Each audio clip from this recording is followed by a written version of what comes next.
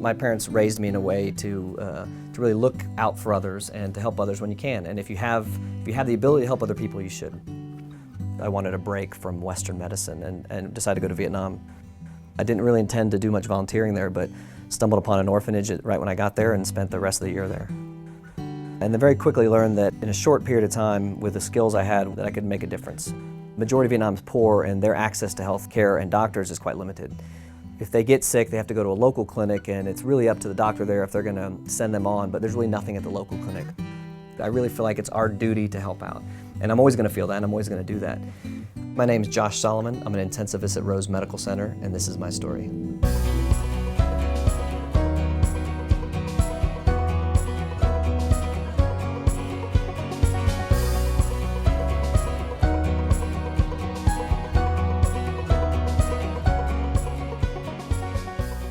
I do two things here. I'm an intensivist, so I work in the ICU, both days and nights in the ICU, working with the critically ill, and then I also do pulmonary consultation. So people with lung disease on the floor, the hospitalists want us to see, I'll come see them in consultation. So those are my main roles. I work in this setting for 9 months out of the year, so I get 3 months off.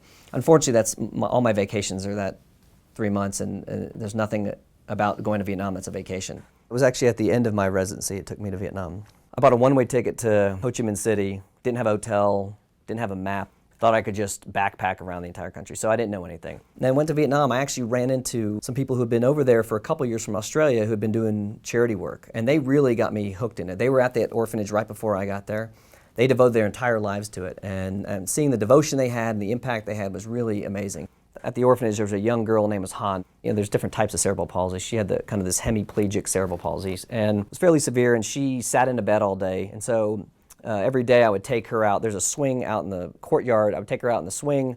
We'd swing. I'd walk her around and communicate with her. And after about 3 weeks, when I came in the front door to see her, she would turn and look at me. She'd turn and look at me in the door and smile, which she didn't do much of, and then kind of try to walk away to me. And then I would walk her outside, and she'd smile and was upset when I was leaving. If I can do that in 3 weeks, what could I do in a year? What could I do in 5 years, especially with more resources? And started developing projects in collaboration with another charity. The purpose of the Hoi An Foundation is to provide high-quality health care to the disadvantaged in Vietnam. So we targeted 3 basic areas, and those areas are pediatric HIV. HIV is really not managed in children. There's no medications for them. There were no clinics to help them, and they were really shunned by society. The second group was kids and adults who needed heart surgery. So there's a lot of congenital heart disease and acquired heart disease. And if you need a surgery in Vietnam and you don't have the money to get it, which most people don't, then you die of that disease.